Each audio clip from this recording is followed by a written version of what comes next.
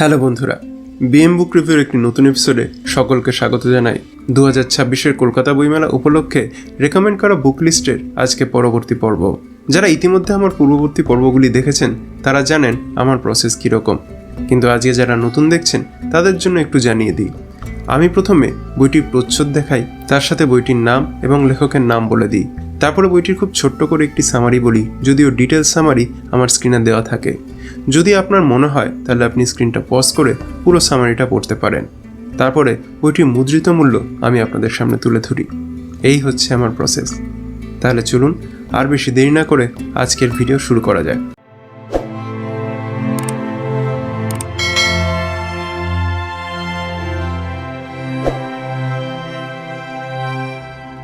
আজকে অন্তরীপ পাবলিকেশনের প্রকাশিত বইগুলি নিয়ে আমরা আলোচনা করতে চলেছি। তার আগে জানিয়ে দিই, অন্তরীপ পাবলিকেশনের স্টল নম্বর 192, 4 নম্বর গেট দিয়ে ঢুকে পত্রভারতী স্টলের ঠিক পিছনেই। তাহলে এবার দেখে নেওয়া যাক অন্তরীপ পাবলিকেশন থেকে কী কী বই প্রকাশিত হয়েছে। প্রথম বই হচ্ছে পিয়া সরকারের লেখা দর্শনাবশ সিরিজের প্রথম বই বৃশ্চিক চক্র। দর্শনাবশের তদন্ত পদ্ধতি অনুসরণ করলে পাঠক পাবেন এক ভিন্নধর্মী কাহিনীর স্বাদ, যেখানে নিখুঁত তদন্তের পাশাপাশি উঠে আসে ছায়ামাখা এক অতীত, রাজনৈতিক অন্ধকারের এমন এক গল্প যা শেষ পর্যন্ত তদন্তকারীকেও নিষ্কৃতি দেয় না।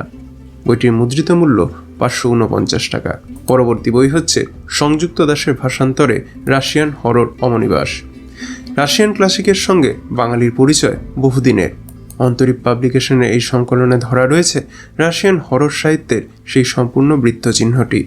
বইটির মুদ্রিত মূল্য 450 টাকা। পরবর্তী বই হচ্ছে রণদীপ নস্করের লেখা বিষাদপুরী। প্রেম, ভয় এবং বিষণ্ণতা হাত ধরাধরি করে চলে এই উপন্যাসে। কখনো একে অপরের পথ মিশে যায়, কখনো থাকে সমান্তরাল, চলে এক অন্যতর অলৌকিক অনুসন্ধান। বইটির মুদ্রিত মূল্য 325 টাকা। পরবর্তী বই হচ্ছে অনিন্দ্য ভুক্তর লেখা আজও প্রাসঙ্গিক।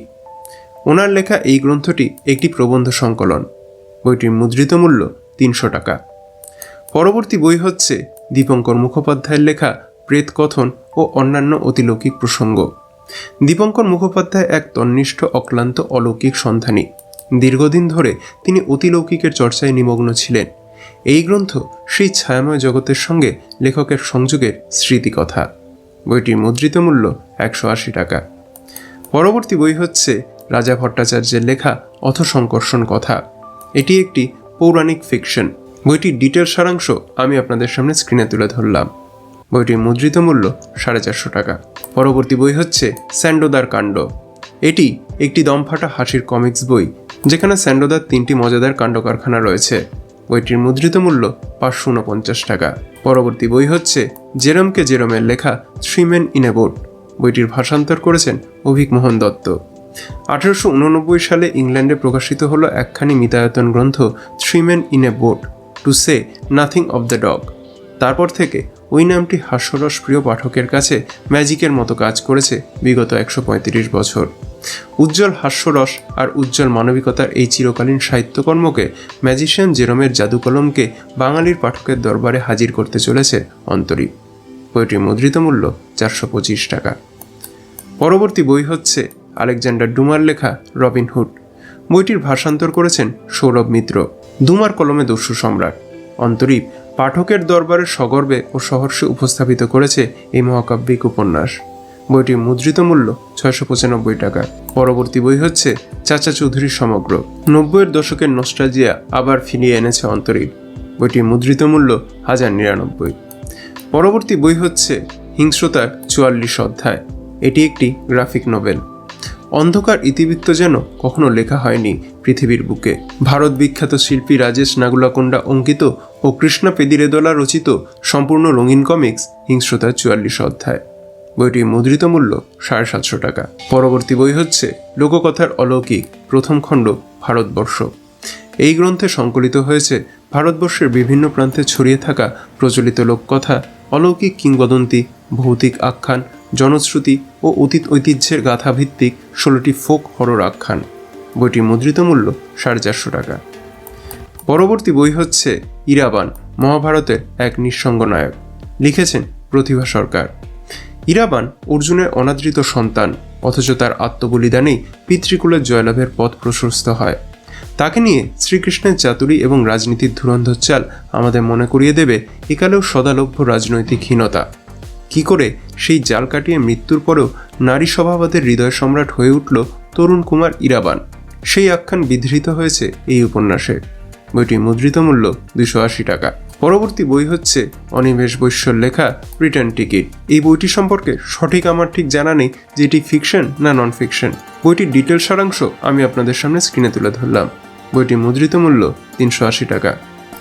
পরবর্তী বই হচ্ছে বাদাবনের অলৌকিক, সুন্দরবনের আদিম লোককথা ভিত্তিক আখ্যান সংকলন।